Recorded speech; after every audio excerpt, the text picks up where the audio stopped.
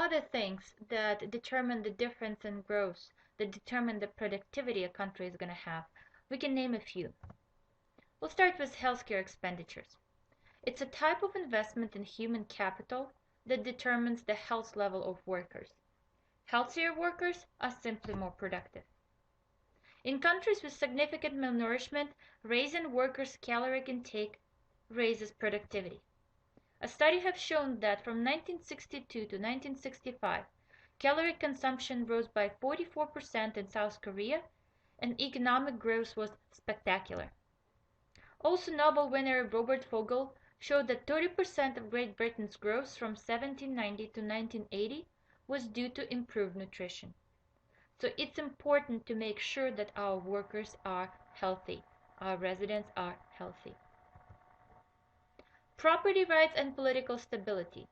We briefly discussed those as one of the main roles of the government. So it's important, not just for the country's stability, but also for economic growth. In many countries, the justice system doesn't work very well.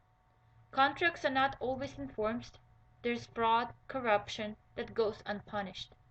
In some countries, firms might bribe the government officials in order to receive certain permits. So political instability creates uncertainty over whether property rights will be protected in the future. And as a result, we don't see investment, we don't see productivity growth. So it's important to ensure that property rights are protected. Free trade. Trade has similar effects on discovering new technology. It improves productivity and it improves living standards.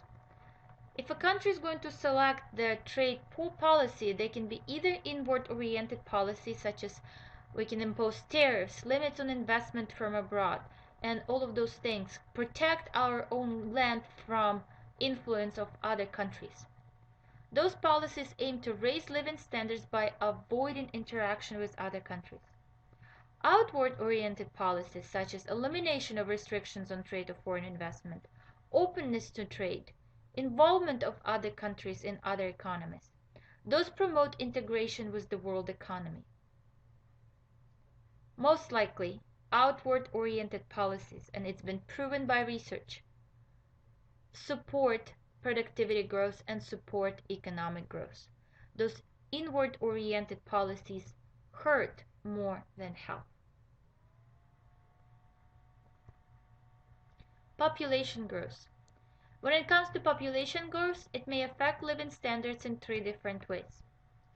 200 years ago, Malthus argued that population growth would strain society's ability to provide for itself.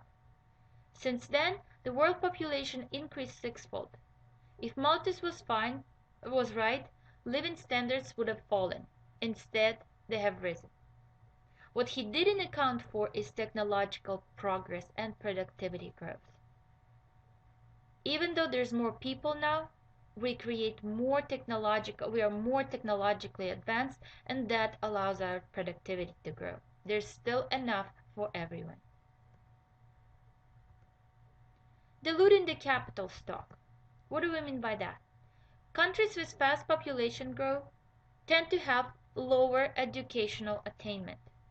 To combat this, many developing countries use policy to control population growth, like China's one-child per family policies, or contraception and education and availability.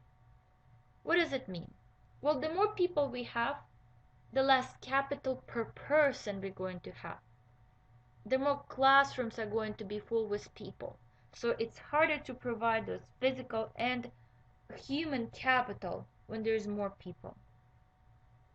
So that's why countries are creating those laws. Also, promoting female literacy to raise opportunity cost of having babies is one of the policies to slow down economic growth. We know countries like China and India, those are the countries that are concerned with really rapid population growth. Some other countries actually have different problems, the opposite problems. Population growth is not high enough, so the opposite policies will be implemented. Finally, population growth may promote technological progress. How's it happening? More people means we have higher chance of receiving scientists, inventors, engineers. With more people, we have higher chance to come up with some kind of a discovery. It means faster technological progress and as a result, economic growth. Over the course of human history, growth rates increase as the world's population increased. The more populated regions grew faster than less populated regions. So how population growth overall affects our economic growth? It depends. Once again, we can either talk about improving or disproving the economic growth. But overall, we can probably say that the effects are positive.